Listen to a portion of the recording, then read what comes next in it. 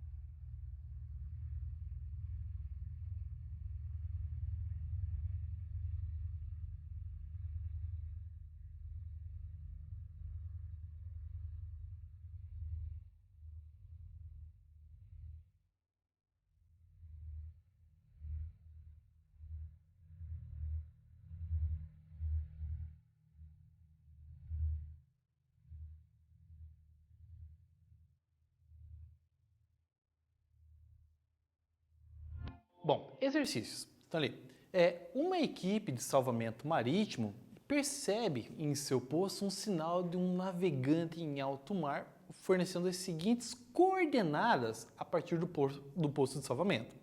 16 quilômetros na direção oeste-leste e sentido para leste e 12 quilômetros de sentido para o norte, certo? Então ali temos o que como consideração? Vamos avançar até a nossa próxima tela e lembrem a dica que eu dei para vocês em aulas anteriores. Na dúvida, desenhe, fique mais fácil.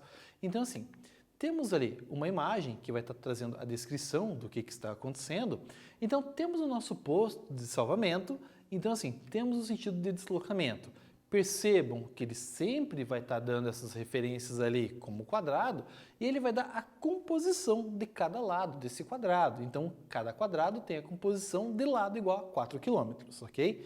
Então, olha o que ele pede. Calcule a menor distância para a equipe de salvamento chegar ao navegante e na letra B, qual é a relevância dessa soma em vetores para essa situação.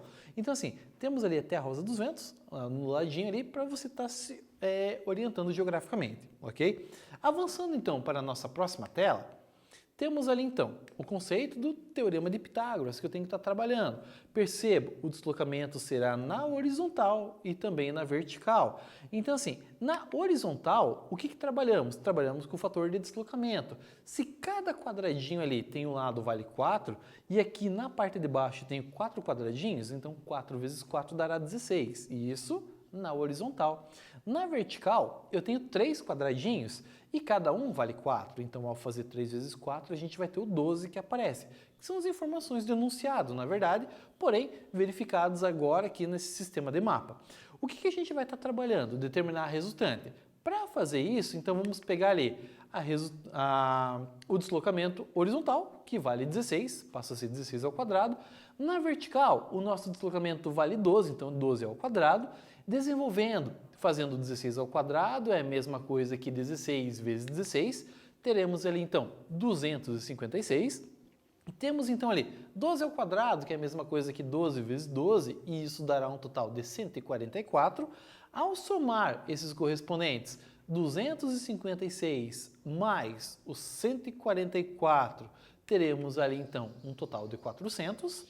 A operação inversa da potência é a raiz. Como é potência quadrada, vamos extrair a raiz quadrada e a raiz quadrada de 400, então, teremos ali um deslocamento total de 20 km, certo? Então, isso é a correspondência que temos ali, desde o posto de salvamento até o navegante, ok? E assim, na letra B, ele pede para a gente analisar o que quer dizer isso. Então assim, o porquê que temos da pergunta, aqui tem a resposta, para apresentar a menor distância possível a ser percorrida para resgatar o navegante.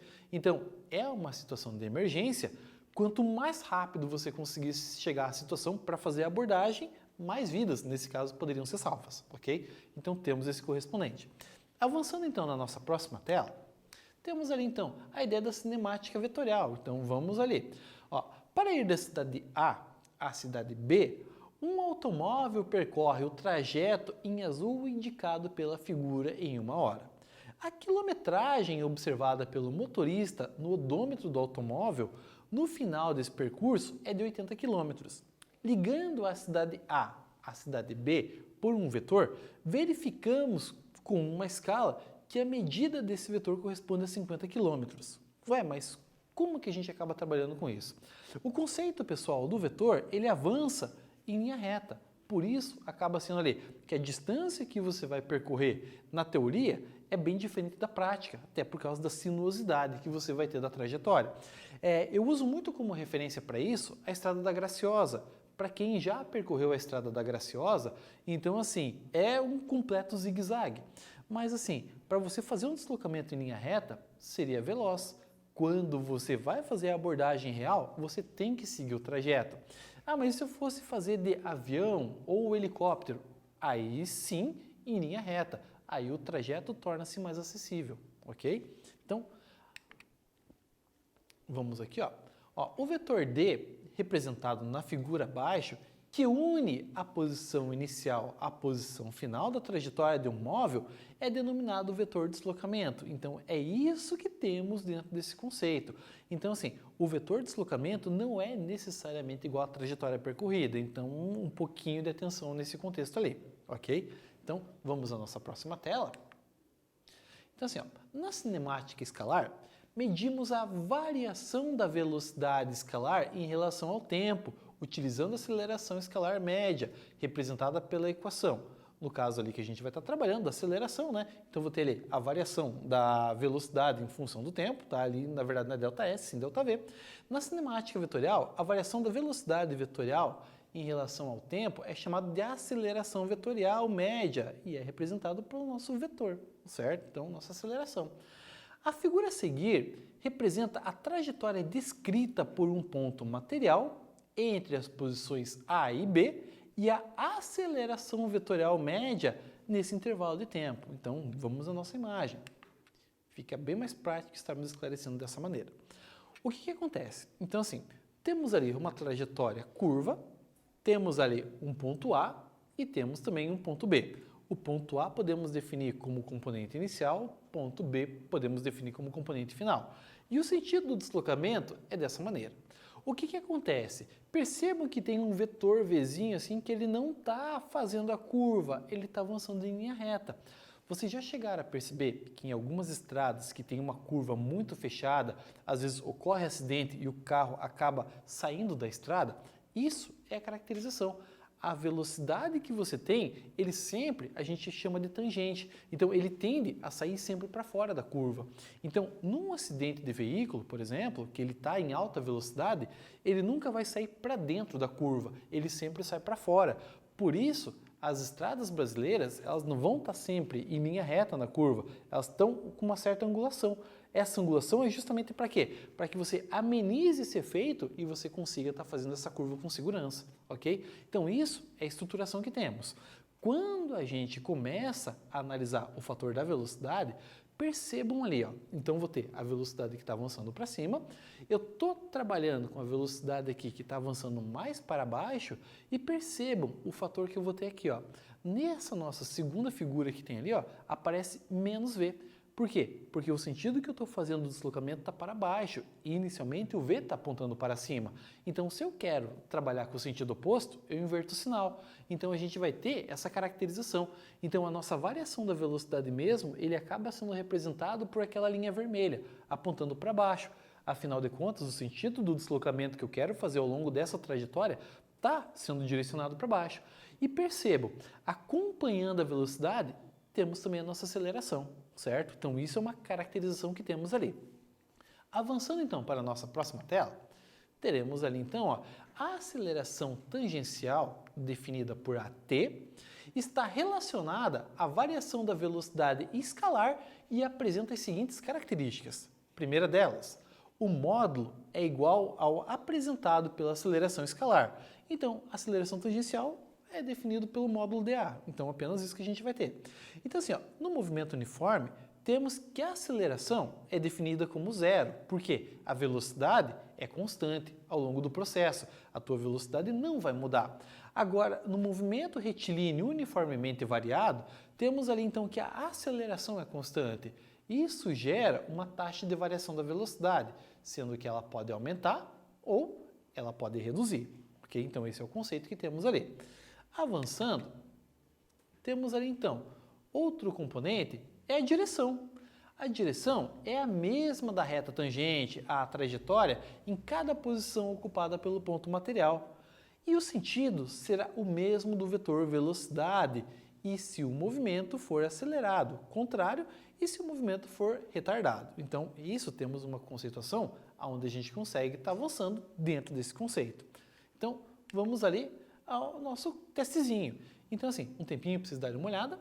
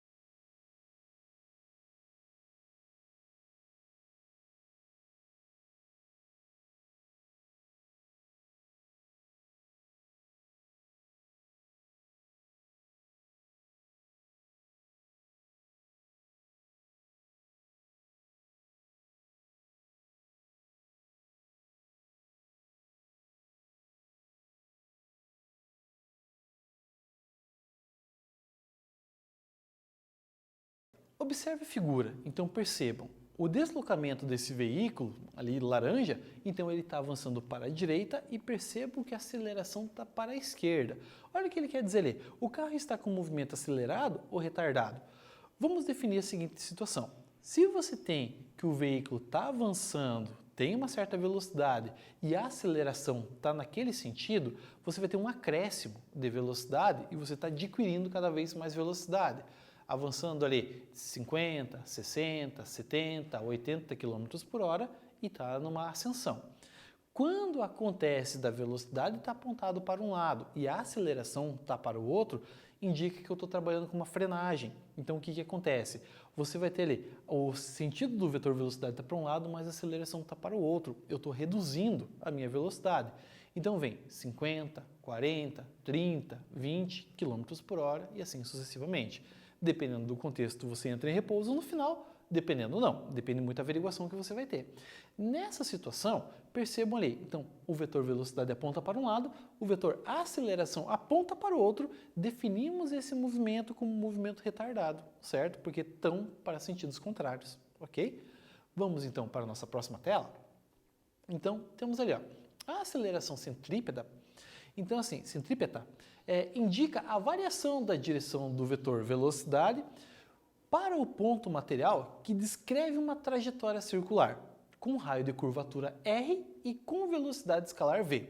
A aceleração centrípeta apresenta as seguintes características. Então assim, ó, temos ali um movimento circular, existe um raio dessa trajetória, que aí depende da unidade de medida que você vai estar trabalhando, mas a aceleração ela vai ser definida como a velocidade ao quadrado, divididos então pelo raio dessa trajetória, certo? Então, trabalhando com isso, vamos entender esse conceito. Então, a movimentação que você vai ter sempre em situações cíclicas acabam caindo nesse contexto, certo? Então, assim, avançando aqui, teremos ali então, ó, vamos pegar a ideia do movimento que eu vou ter. Então assim, a aceleração tangencial, ela tende a jogar para fora da curva. A aceleração centrípeta, ela está travada para o centro. E aí você vai ter o conceito da aceleração resultante, que ela vai estar seguindo esse sentido dessa seta verde. Então isso vai dar a caracterização. Como que eu vou estar trabalhando com esse conceito? Percebam que as acelerações, a tangencial e a centrípeta, elas estão com um ângulo de 90 graus entre elas. Então, se aparecer nesse contexto ali um ângulo de 90 graus, trabalhamos e definimos por teorema de Pitágoras. Só que assim, ó, apareceria ali o AR, que seria a aceleração resultante ao quadrado, igual a aceleração tangencial ao quadrado mais a aceleração centrípeta ao quadrado. A única mudança que tem aqui que foi retirado a potência e já é jogado para o outro lado na forma de raiz, mas o conceito é o mesmo, ok? Então assim, avançando, temos ali então mais um exercício para vocês darem uma olhada, então um tempinho para vocês copiarem aí.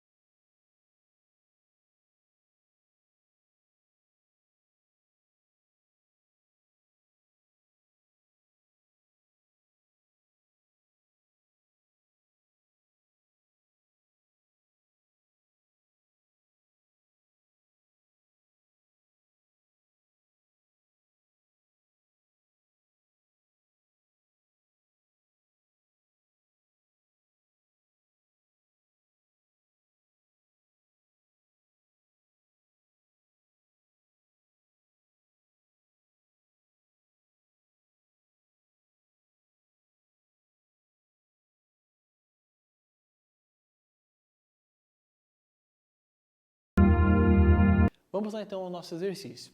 Uma menina está em uma roda gigante que gira no sentido anti-horário em movimento uniforme.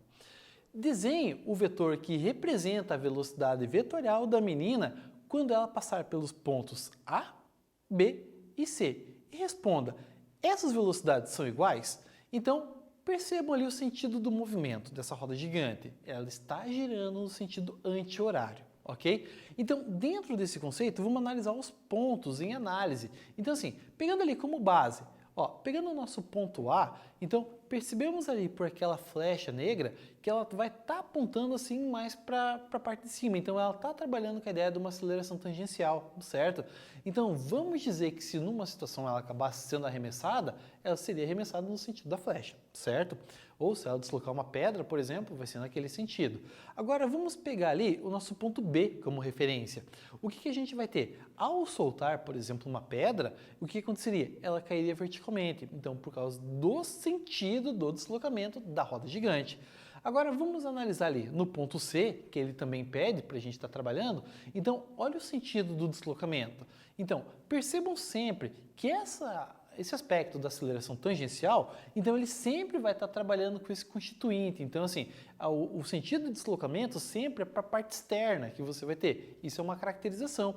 Então assim, e ele pergunta mais uma coisa aqui, essas velocidades são iguais? Então assim, não, elas possuem direções e sentidos diferentes. O valor de módulo até pode ser igual, mas o detalhe dos vetores eles estão apontando para direções distintas, certo? Então isso é uma caracterização que é importante estar frisando. Então assim, agora para a gente estar trabalhando ali de uma maneira contextualizada, né?